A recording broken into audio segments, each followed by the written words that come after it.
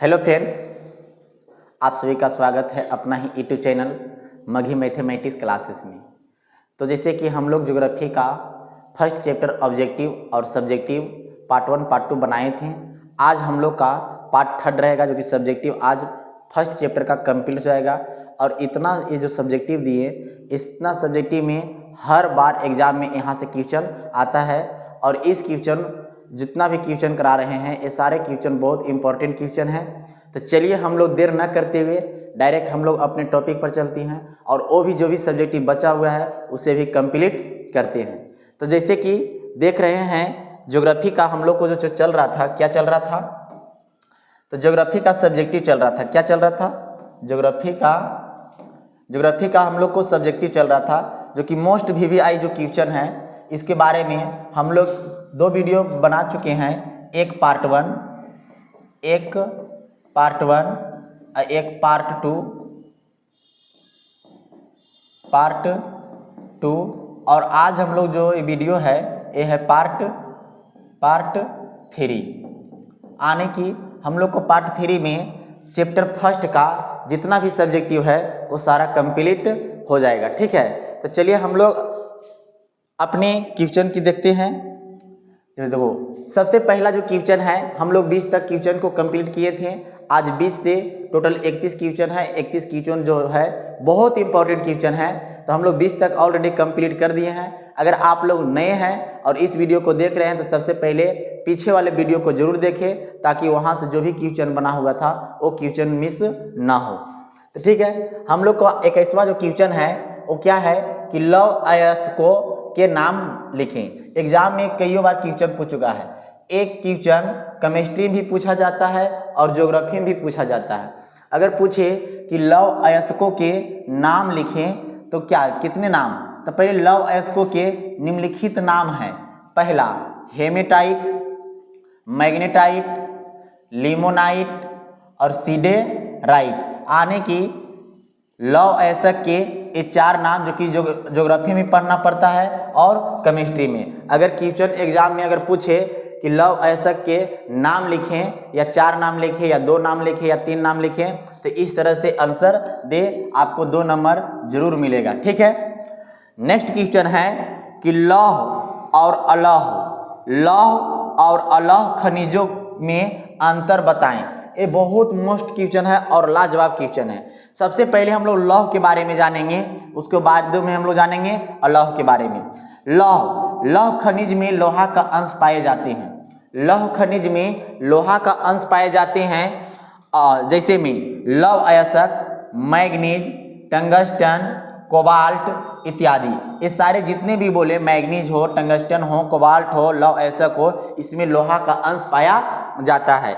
लेकिन अलौह खनिज में लोहा का अंश नहीं पाए जाते हैं। इसमें लोहा का अंश बिल्कुल भी नहीं पाया जाता है। जैसे में सोना, तो बताओ सोना में अगर लोहा का अंश रहेगा तो फिर तो दुकानदारे मार खा जाएगा ना जी, मार खाएगा कि नहीं?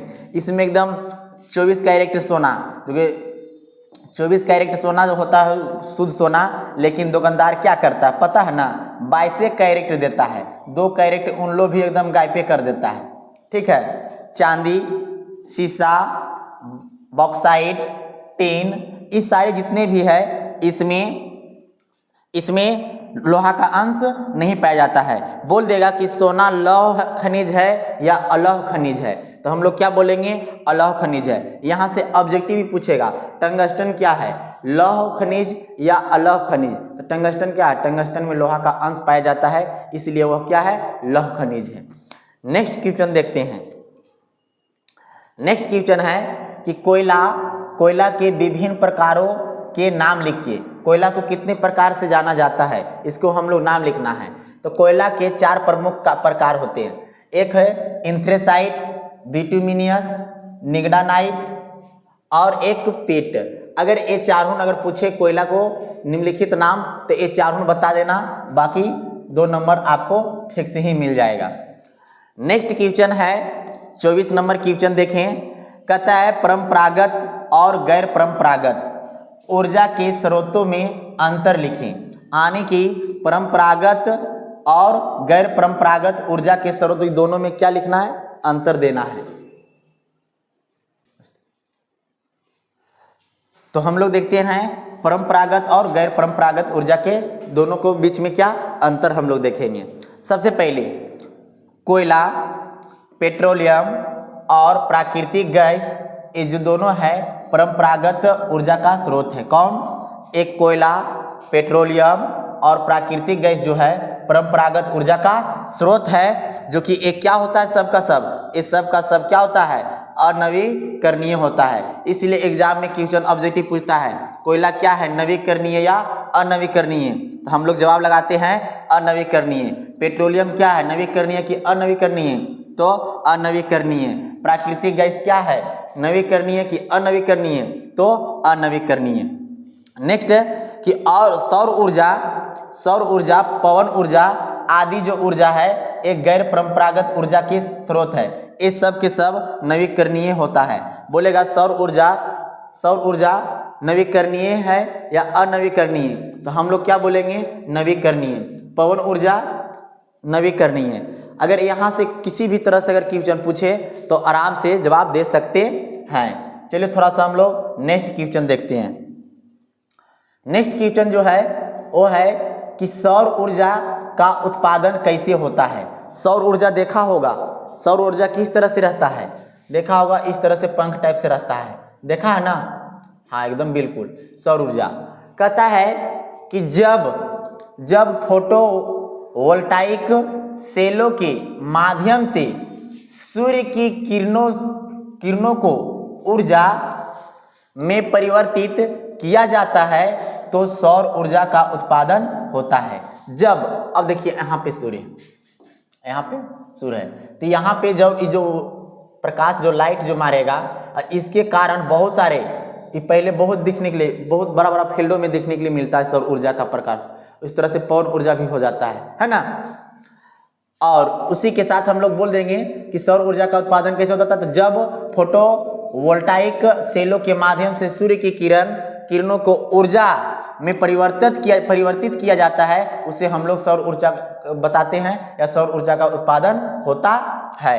नेक्स्ट क्वेश्चन है कि पेट्रोलियम से किन किन वस्तुओं का निर्माण होता है। देखिए पेट्रोलियम से बहुत सारे चीज, अभी पेट्रोलियम पर ही क्या है, अभी हीरो होंडा पेट्रोलियम पर ही चल रहा, कार भी है पेट्रोलियम पर ही चल रहा, यानी पेट्रोल से बहुत सारी चीज चलाया जा रहा है, तो सब चीज के लिए उपयोगी बन चुका है। कहता है पेट्रोलियम से पहले हम लोग जानेंगे पेट्रोल, डीजल, किरासिन तेल, स्नेहक, कीटनाशक, दवा, कृत्रिम रबर इत्यादि बनाए जाते हैं। यानी पेट्रोलियम से इतने सारे चीज़ों का निर्माण किया जाता है। अगर पूछे एग्जाम में कि पेट्रोलियम से किन किन वस्तुओं का निर्माण होता है, तो आप इस तरह से लिख सकते हैं। चलिए हम लोग नेक्स्ट क्वेश्चन देखते हैं। नेक्स्ट क्वेश्चन है कि पेट्रोलियम का महत्व कोयले से अधिक क्यों है। सबसे बड़ी सवाल कि पेट्रोलियम का जो महत्व है कोयले से सबसे अधिक क्यों है। एग्जाम का ये बहुत इंपॉर्टेंट मोस्ट VVI क्वेश्चन ही रहेगा, मोस्ट VVI क्वेश्चन है ना। तो क्या कहता है कि पेट्रोलियम का महत्व कोयले से अधिक होने का निम्नलिखित कारण है। बहुत सारे कारण है, बाकी मैंने यहाँ पे तीन कारण को इंक्लूड किया हूँ, है ना।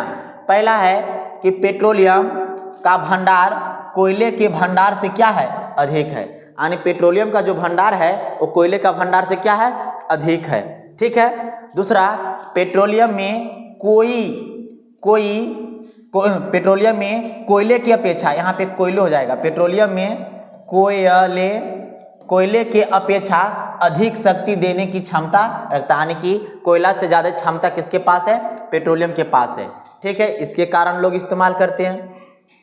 पेट्रोलियम का खनन, परिवहन एवं वितरण कोयले से क्या है, सस्ता। यानी कोयला महंगा टाइप से हो जाता और कोयला से सस्ता क्या है, तो पेट्रोलियम है। यानी इसके लिए तो अगर एग्जाम में पूछे कि पेट्रोलियम का महत्व कोयले से क्यों अधिक है, तो आप इस तरह से बता सकते हैं। आपको एकदम इस तरह से लिखेंगे, 2 में 2 आपको कोई भी नहीं काट सकता। ये नहीं कि 1/2 इतना दे देगा नहीं, या 1 दे देगा। आपको 100 के 100 यानी 2 का 2 पूरा का पूरा मिलेगा।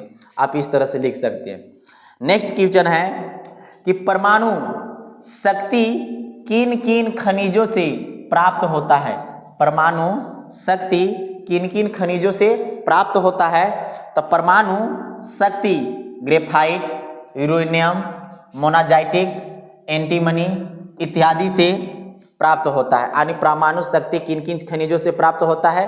तो आप इस तरह से बता सकते हैं कि परमाणु शक्ति ग्रेफाइट, यूरेनियम, मोनाजाइटिक, एंटीमनी इत्यादि से प्राप्त होता है। तो मैंने अभी 28 तक क्वेश्चन कंप्लीट किए हैं। कुछ क्वेश्चन और है, उससे भी हम लोग जल्द खत्म करेंगे, है ना। चलिए, ये भी एक क्वेश्चन लाजवाब है। कहता है गोंडवाना समूह के किन्हीं 4 कोयला क्षेत्र के नाम लिखिए। अब कोयला क्षेत्र के जैसे ही नाम कह दे तो सबसे पहले तो सबको पता है कि कोयले के लिए कहा, तो ये गाना तो कहीं भी सुना होगा, झरिया बोकारो में, है ना। तो सबसे पहले तो आ जाता है क्या चीज, झारखंड। क्या जाता है, झारखंड, है ना। कहता है गोंडवाना समूह का कोयला क्षेत्र सबसे पहले झारखंड, छत्तीसगढ़, उड़ीसा और महाराष्ट्र। यहाँ पे गोंडवाना समूह का किन्हीं कोयले का 4 प्रमुख क्षेत्र मिलता है। और सबसे इम्पोर्टेंट जो होता है वो कौन है, तो झारखंड। और झारखंड के कहाँ, तो झरिया बोकारो में, झरिया बोकारो में, है ना। नेक्स्ट क्वेश्चन है कि नवीकरणीय ऊर्जा के 4 उदाहरण दीजिए। नवीकरणीय ऊर्जा के 4 उदाहरण दीजिए। नवीकरणीय कह रहा है, तो नवीकरणीय ऊर्जा के 4 उदाहरण निम्न है। सबसे पहले हम अभी जस्ट बताए थे नवीकरणीय और अनवीकरणीय में, एक सूर्य, पवन, ज्वार और एक लहर। ये सारे के सारे नवीकरणीय ऊर्जा है। और जो भी आ जाता है कोयला, पेट्रोलियम, में सारे के सारे अनवीकरणीय संसाधन है। ओके। और एक लास्ट जो क्वेश्चन है, जो कि ये क्वेश्चन बहुत बार पूछ चुका है, तो ये भी क्वेश्चन हमारे लिए क्या रहेगा, इम्पोर्टेंट रहेगा। कहता है नदी घाटी परियोजनाओं को बहुउद्देशीय क्यों कहा जाता है। नदी घाटी परियोजनाओं को बहुउद्देशीय क्यों कहा जाता है ना।